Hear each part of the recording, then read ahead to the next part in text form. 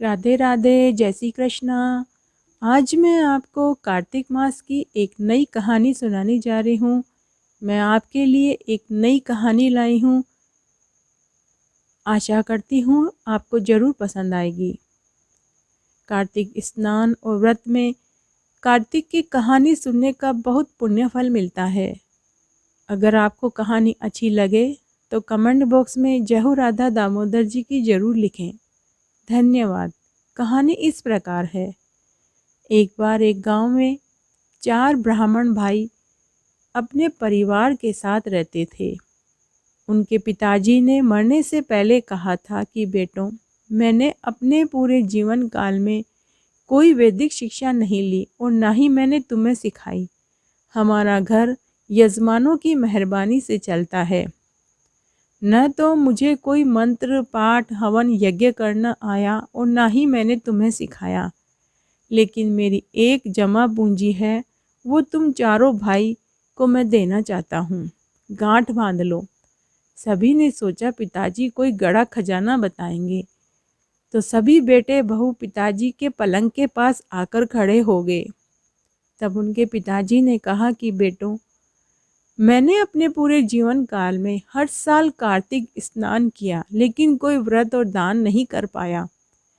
फिर भी हमारे परिवार पर कार्तिक भगवान राधा दामोदर जी का आशीर्वाद हमेशा रहा है। इसलिए तुम सभी भी हर साल कार्तिक स्नान करने गंगा घाट पर जाया करना। फिर कुछ समय पश्चात उनके पिताजी का देवलोक गमन हो गया। पहले के जमाने में बच्चे अपने बड़ों का कहना मानते थे। पूरी इज्जत के साथ सभी भाइयों ने हर साल कार्तिक स्नान और गंगा नदी के तट पर जाते और एक समय खाना खाते और जितना उनसे बन पड़ता वो दान करते। इस तरह देखते देखते उन सभी भाइयों का परिवार भी बढ़ने लगा। किसी के 2 पुत्र, किसी के 3 बच्चे, किसी के 4 बच्चे। यजमानों से जो वो सीधा मांग कर लाते थे, आटा, दाल, तेल, घी, उनके पूरे परिवार को कम पड़ने लगा। कार्तिक का महीना था तो सभी भाई व्रत कर रहे थे और कार्तिक स्नान कर रहे थे। एक दिन बड़े भाई की पत्नी ने अपने पति से कहा, सुनो जी, आप नगर के राजा के पास जाकर कोई काम क्यों नहीं मांगते? वो जरूर हमारी मदद करेंगे। तब उस दिन उसका पति पंडित की पोशाक पहन तिलक छापा लगाकर राजा के दरबार में गया। राजा पंडितों ब्राह्मणों की बहुत इज्जत करता था। तब बड़े बेटे ने राजा से काम मांगा तो राजा ने कहा कि आप सही समय पर आए हैं। कार्तिक का महीना है और मुझे भी विष्णु सहस्त्र नाम के पाठ करवाना है, तो आप अभी से शुरू कर दो। राजा के महल के पिछवाड़े में एक बहुत बड़ा मंदिर था। तब बड़ा बेटा वहां गया। उसे कोई मंत्र आदि नहीं आते थे, ना ही उसने कभी रामायण पढ़ी थी, ना ही कभी उसने विष्णु सहस्त्र नाम के पाठ वो जानता था। वह मंदिर भगवान राधा दामोदर जी का था। उस मंदिर में राधा दामोदर जी की विशाल प्रतिमा थी। बड़ा बेटा वहां गया और जोर जोर से आंखें बंद करके बोलने लगा, अब क्या होगा, अब क्या होगा। इस तरह शाम होने तक वो यही बोलता रहा और शाम होने के बाद वो राजा के पास गया तो राजा ने उसे एक सोने की मोहर दी। वो बहुत खुश हुआ। घर का पूरा राशन खरीद लाया। घी का डब्बा, आटा, चीनी की बोरी, दाल, चावल, गुड़ इत्यादि। जब वो सारा सामान लेकर आ रहा था तो दूसरे नंबर के भाई की पत्नी ने अपने जेठ को इतना सारा सामान लाते हुए देखा तो उसने अपनी जेठानी से पूछा कि आज जेठ जी इतना सारा सामान कहाँ से ला रहे हैं। तो जेठानी ने उसे पूरी बात बताई।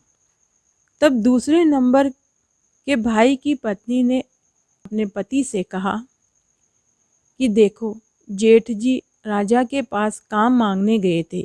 राजा जी ने जेठ जी को एक सोने की मोहर दी है। आप भी राजा जी के पास जाइए और उनसे काम मांगिए। दूसरे दिन दूसरे नंबर का भाई भी राजा के पास गया। राजा पंडित को देखकर बहुत खुश हुआ। तब राजा ने कहा कि पंडित जी, मेरे मंदिर में एक पंडित पहले से ही विष्णु सहस्त्र नाम का पाठ कर रहा है, आप भी वहाँ जाकर पाठ करें। तब दूसरा भाई भी वहाँ पहुँच गया, जहाँ पहला भाई आंखें बंद करके जोर जोर से बोल रहा था, अब क्या होगा, अब क्या होगा। दूसरा भाई भी उसी के पास जाकर बैठ गया और बोलने लगा, जो तेरा होगा वही मेरा होगा, जो तेरा होगा वही मेरा होगा।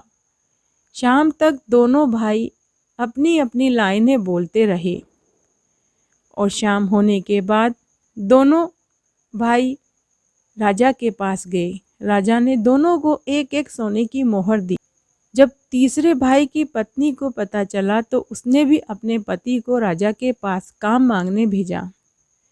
तीसरा भाई भी अपनी पत्नी के कहने से राजा के पास काम मांगने गया।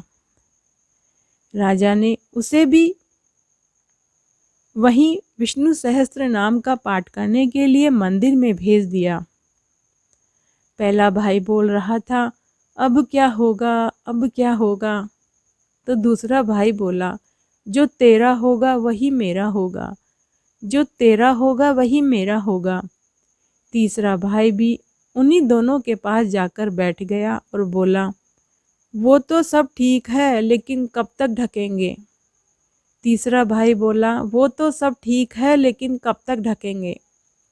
फिर तीनों भाई शाम तक यही बोलते रहे और तीनों भाई फिर राजा जी के पास गए तो राजा ने तीनों भाइयों को एक एक मोहर दी।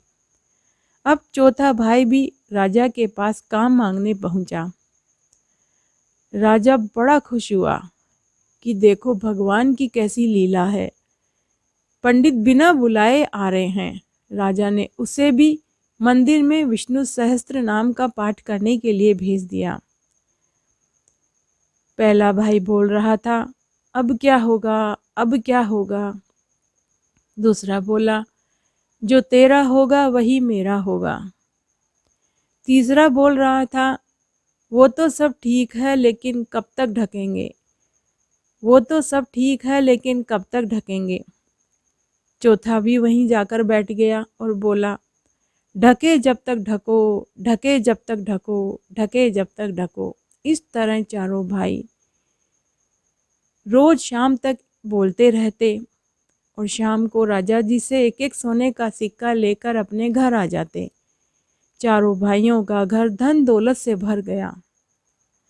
तब कार्तिक मास के 7-8 दिन रह गए। तब कार्तिक भगवान राधा दामोदर जी ने सोचा कि ये चारों भाई बड़े ही भोले हैं, मन के सीधे हैं, इन्हें झूठ बोलने की सज़ा नहीं मिलनी चाहिए। झूठ तो इन चारों ने बोला है, अतः इनको प्रायश्चित करा के इनका उद्धार करना चाहिए। इन चारों ने कार्तिक स्नान और व्रत भी किया है। तब कार्तिक भगवान राजा के गुरु का वेश बनाकर राजा के महल में आए। राजा अपने गुरु को देखते ही चरण स्पर्श किया और राजा बोले, गुरु जी, आपने कहा था कि कार्तिक मास में विष्णु पाठ करवाऊं, तो मेरे मंदिर में 4-4 पंडित विष्णु पाठ रोज कर रहे हैं। भगवान रूपी गुरुजी राजा से बोले, ठीक है, बस मैं उनसे मिलकर आता हूँ। तब भगवान रूपी गुरुजी चारों भाइयों के पास गए और उन्होंने कहा, रुको पंडितों, रुको। लेकिन चारों भाइयों ने आंखें बंद कर रखी थी। चारों भाइयों ने आंखें बंद करके ईमानदारी से जो उन्हें आता था वो रट लगा रहे थे। बड़ा भाई बोल रहा था, अब क्या होगा, अब क्या होगा। दूसरा भाई बोल रहा था, जो तेरा होगा वही मेरा होगा। तीसरा बोल रहा था, वो तो सब ठीक है लेकिन कब तक ढकेंगे। चौथा भाई बोल रहा था, ढके जब तक ढको, ढके जब तक ढको। भगवान रूपी गुरुजी ने उन्हें कहा, रुको भाई, रुको, रुको पंडितों, रुको।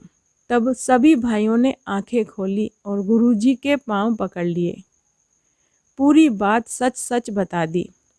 तब भगवान रूपी गुरुजी बोले, पंडितों, तुम मन के भोले हो और सच्चे हो।